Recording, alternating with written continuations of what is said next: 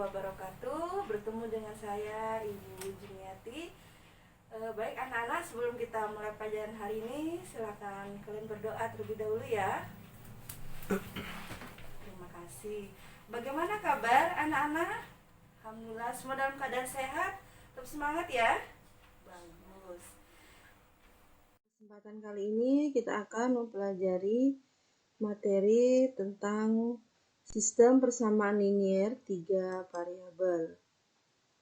Di dalam membahas sistem persamaan linier 3 variabel, anak-anak, ini adalah pertemuan yang pertama. Kita akan belajar bagaimana membuat model matematikanya ya untuk menyusun sistem persamaan linier 3 variabel atau sering disingkat SPLTP. Semangat anak-anak ya. Bagus. Kita masuk ke tujuan pembelajaran. Tujuan pembelajaran dari materi menyusun sistem persamaan linier 3 variabel. Yang pertama adalah siswa dapat memahami konsep sistem persamaan linier 3 variabel.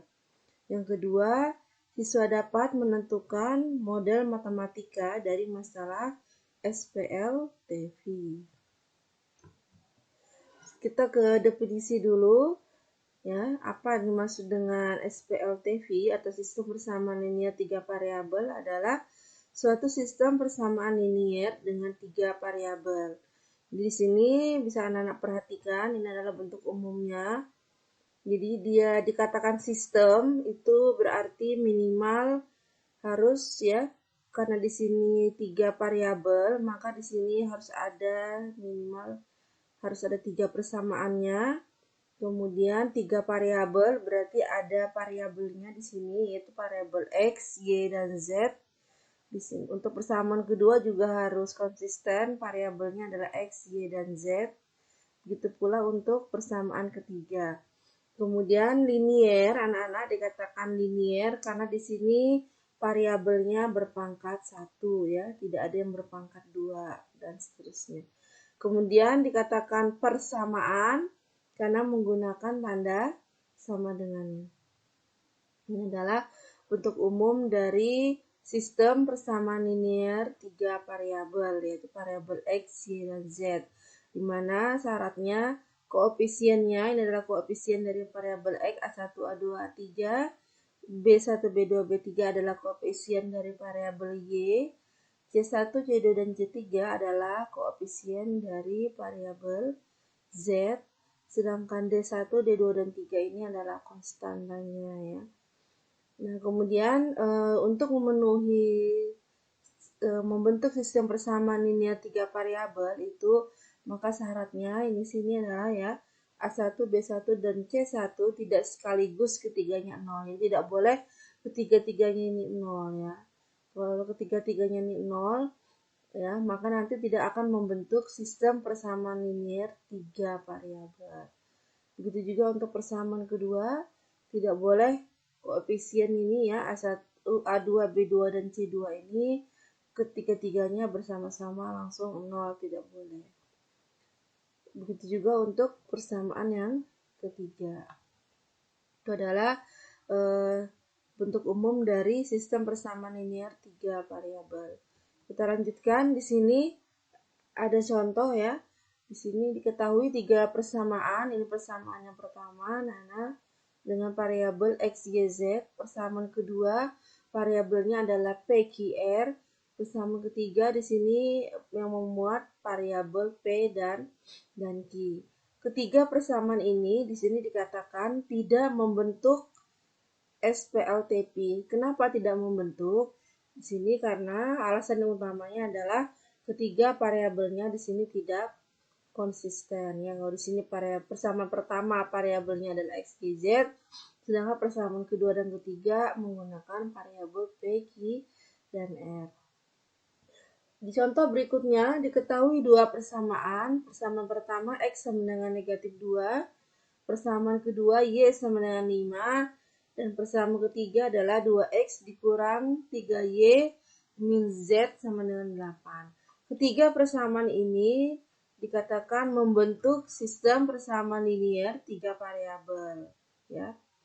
Kenapa? Karena ketiga persamaan linear tersebut dapat dinyatakan dalam bentuk SPLTP. Bagaimana cara kita membentuknya? Sekarang perhatikan cara untuk membentuknya. Di sini di persamaan yang pertama, di sini X sama dengan min 2. Berarti bisa kita tuliskan ya persamaannya ya. Untuk X sama dengan min 2 ini, untuk X sama dengan min 2 ini bisa kita ubah, berarti menjadi, terus di sini saja ya, berarti X ditambah 0Y, karena tidak ada Y-nya, variabel Y-nya, ditambah dengan 0Z sama dengan min 2. Jadi tadi syarat sebelumnya ya boleh, asalkan tidak koefisien X, Y, dan Z bersama-sama ketiganya sekaligus bernilai 0. Untuk persamaan yang kedua ini bisa kita bentuk, berarti 0x karena variabel x-nya tidak ada, ditambah y, ditambah 0z sama dengan 5. Sedangkan persamaan ketiganya kita tuliskan 2x dikurang 3y min z sama dengan 8. Maka ketiga persamaan ini membentuk sistem persamaan linier 3 variabel ya. Anak-anak untuk contohnya ya, bagaimana membentuk sistem persamaan linier 3 variabel. Kita menganalisis apakah dia termasuk Kita sistem akan persamaan melanjutkan linier. ke pembahasan soal dan contoh latihannya ya. Kalian tetap semangat ya untuk belajar. Bagus. Sekarang di sini adalah ada soal ya. Untuk soal ini kita cukup di sini menuliskan model matematikanya ya. Untuk pembahasan lebih selanjutnya itu akan dibahas pada pertemuan berikutnya. Jadi untuk pertemuan hari ini, pertemuan pertama ini kita hanya menuliskan, anak-anak cukup menuliskan model matematikanya yang untuk menyusun sistem persamaan linier 3 variabel. Sini dibacakan dulu soalnya. Pak Panjaitan memiliki 2 hektar sawah yang ditanami padi dan sudah saatnya diberi pupuk. Ada 3 jenis pupuk yang harus disediakan, yaitu urea, SS, TSP. Ketiga jenis pupuk inilah yang harus digunakan para petani agar hasil panen padi maksimal. Harga tiap-tiap karung pupuk berturut-turut adalah Rp75.000, Rp120.000, dan Rp150.000. Pak Panjaitan membutuhkan sebanyak 40 karung untuk sawah yang ditanami padi. Pemakaian pupuk urea 2 kali banyaknya dari pupuk SS. Sementara dana yang disediakan Pak Panjaitan untuk membeli pupuk adalah sebesar Rp4.020.000. Berapa karung untuk setiap jenis pupuk yang harus dibeli Pak Panjaitan? Nah, untuk menjawab pertanyaan ini, kita mulai dengan membuat model matematikanya. Kita jawab. Di sini ada 3 hal yang harus kita perhatikan, yaitu 3 jenis pupuk. Ya, 3 jenis pupuk ini adalah urea. Kita misalkan ini adalah X-nya ya, X-nya ini SS, kemudian TSP. Ya. Kita tuliskan di sini, misal X-nya adalah pupuk urea ya, dalam karung ya, per karungnya. Kita tulis ini X-nya adalah urea, kemudian Y-nya adalah SS, dan Z-nya adalah TSP. Nah, sekarang selanjutnya kita akan membuat model matematikanya. Terkait dengan harga, berarti harga tiap karung berturut-turut. Berarti ini adalah harga untuk urea, berarti 75.000 X ditambah ini harga untuk SS ya. Harga untuk SS, kita ini untuk X-nya. SS berarti 120.000 Y ditambah ini adalah untuk TSP-nya ya, Z-nya itu 150.000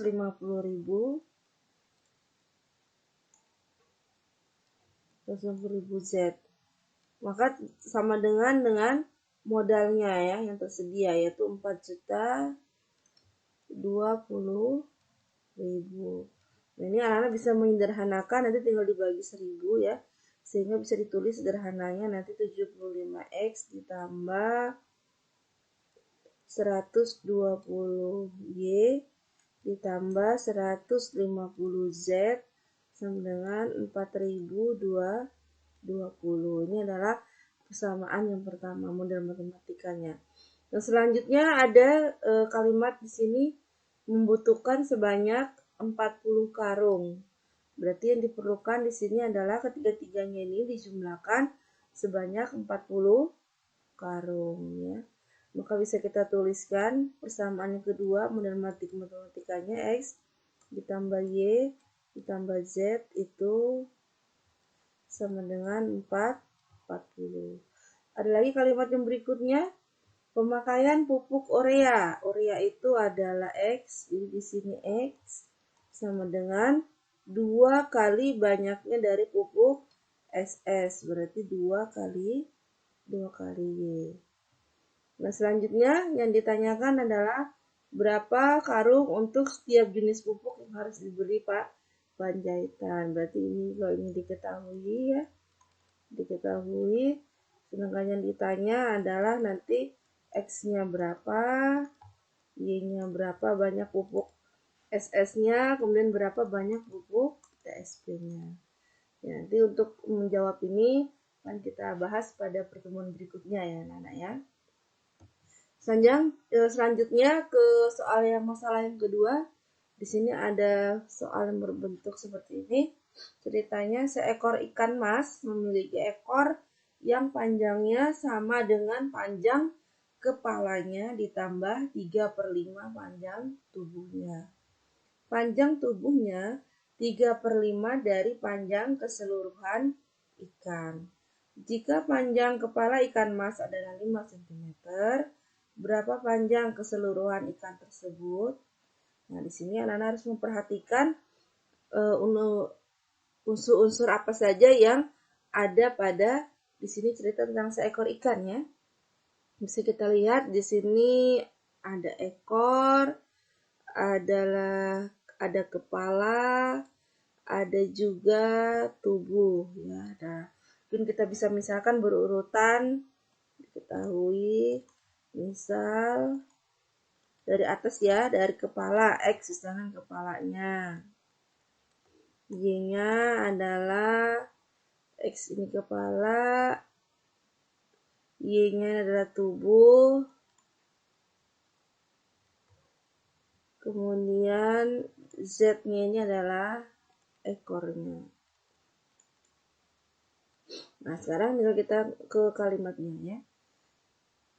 Memiliki ekor yang panjangnya sama dengan, berarti ekor, berarti Z sama dengan, yang panjangnya sama dengan panjang kepalanya, berarti kalau kepala itu X, ya X ditambah 3/5 panjang tubuhnya, berarti 3/5 Y ya. Ini adalah persamaan yang pertama. Jadi memiliki ekor itu Z yang panjangnya sama dengan panjang kepala ditambah 3/5 panjang tubuhnya, 3/5 Y.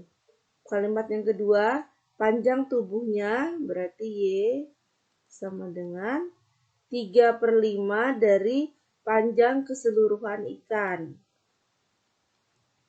Panjang keseluruhan ikan berarti dari kepala ditambah tubuh ditambah ekor. X ditambah Y ditambah Z. Ini adalah persamaan yang kedua ya, 3/5 dari panjang keseluruhan ikan. Sekarang kalimat yang terakhir, jika panjang kepala ikan mas, panjang kepala berarti X. X sama dengan 5 di sini ya. Nah, yang ditanya adalah panjang keseluruhan ikan, berarti dari kepala sampai ekor dijumlahkan. Ini adalah yang ditanyakannya. Anak-anak ya. Ini untuk masalah yang kedua. Jadi kita cukup untuk menuliskan model matematikanya saja untuk pertemuan hari ini ya. Untuk masalah yang ketiga, di sini ada Trisna bersama ayahnya dan kakeknya sedang memanen tomat di ladang mereka ya. Pekerjaan memanen tomat itu dapat diselesaikan mereka dalam waktu 4 jam. Jika Trisna bersama kakeknya bekerja bersama-sama, hanya dapat menyelesaikan pekerjaan itu dalam waktu 6 jam. Jika ayahnya dan kakeknya menyelesaikan pekerjaan tersebut, maka akan selesai dalam waktu 8 jam. Berapa waktu yang diperlukan Trisna, ayahnya, dan kakeknya untuk menyelesaikan panenan tersebut jika mereka bekerja masing-masing? Nah, untuk menjawabnya, berarti di sini ada variabel ya, kecepatan Trisna ya dalam menyelesaikan pekerjaannya, kecepatan ayah dan kecepatan kakek. Kita bisa misalkan kita tulis dulu diketahui di sini, berarti misalkan X ini adalah kecepatan ya. Kecepatan disimbolkan biasanya dalam fisika itu ya P ya, kecepatan Trisna ya, ibu singkat PT ya. Jadi P ini adalah kecepatan menyelesaikan pekerjaannya ya. Sedangkan Y adalah kecepatan, ini X-nya ayah ya, PA, kecepatan ayah dalam menyelesaikan pekerjaan. Ini adalah kakek, Z. Nah, ini adalah PK, kecepatan kakek dalam menyelesaikan pekerjaan memanen tomat. Nah, sekarang di sini ada kalimat pekerjaan memanen tomat itu dapat diselesaikan mereka dalam waktu 4 jam. Jadi jika dia bekerja bersama-sama di sini ya, jadi X ditambah Y ditambah Z.